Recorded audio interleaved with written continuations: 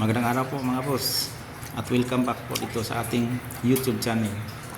Sa video na ito ay meron lang po akong isi-share po sa inyo itong ginagawa po natin na kundura na inverter na refrigerator po mga boss. Pumutok po yung kanyang likod sa likuran kasi nagsishort yung mga wire doon sa malapit sa kanyang board kasi nabalata na kinakain kasi ng mga ipis mga boss. Yan po ang kita po sa inyo ito, no? wala nang balat, kita na po yung wire na nasa loob kaya nagsishort po siya mga boss. Yan pa rin.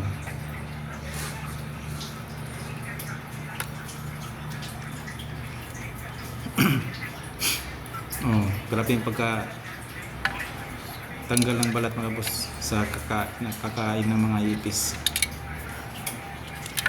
At saka itong yung board po niya mga boss ay talagang binabayaan po ng mga maraming langgam po. Mayroong mga namamatay ng mga langgam na nakaumpok doon, at saka mayroong pa rin mga naninirahan na mga buhay na langgam.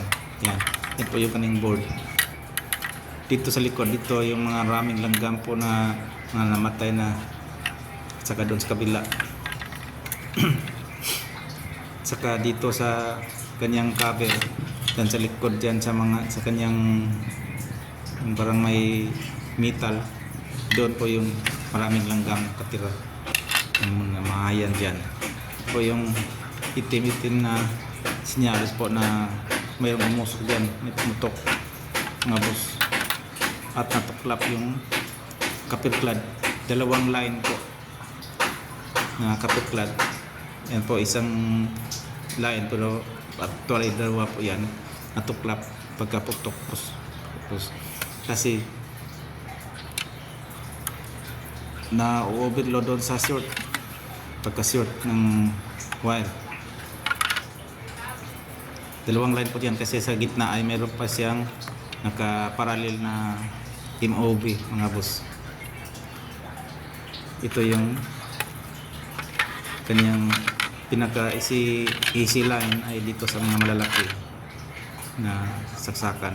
Yung mga medyo maliit naman ay papunta doon sa loob ng refrigerator, at saka yung tatlong yung sa kabila, itong tatlong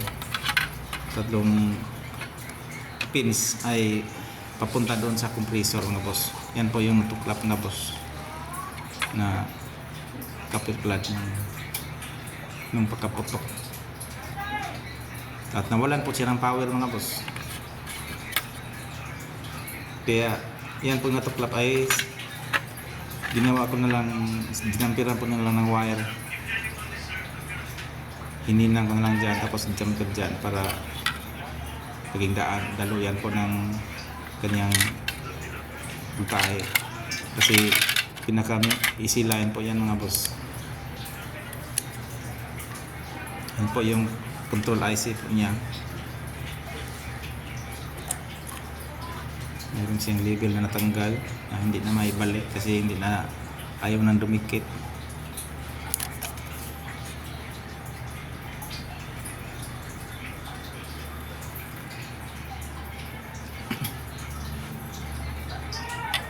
Yan po yung pinaka board niya mga boss. Yan po talaga lang, wala naman siyang maliit lang po yung board niya mga boss. Bala ko sana pag katapos ng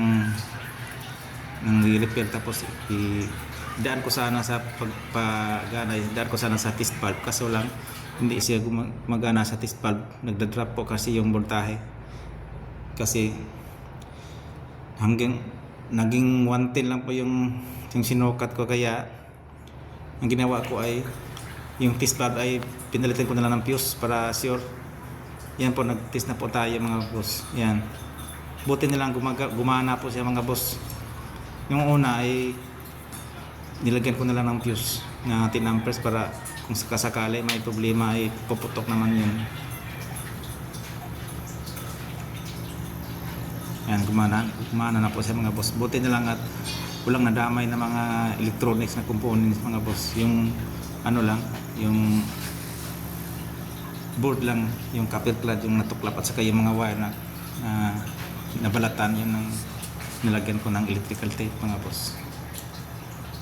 Ito yung pinaka-diagram po niya. Kita natin yan. Wala naman siyang talagang ibang board, yun lang talaga yung maliit.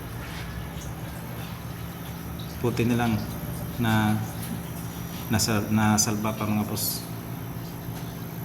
Yan po sa loob niyan yung board. Okay naman yung pagka-secure kaso lang papasukan talaga ng langgam at saka yung maliliit na ipis siguro. Kasi may maliit na butas yun eh. Sisiksik yung ipis doon. Okay na po siya mga boss.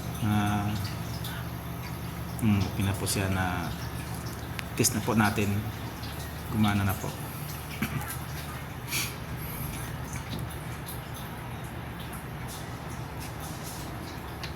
May ilaw na po. Saka gumana na po siya. Hanggang dito na lang po yung t-share po sa inyo mga boss dito sa Kundura ng refrigerator. At maraming salamat po sa pagsusubaybay. Thank you very much at God bless po sa ating lahat.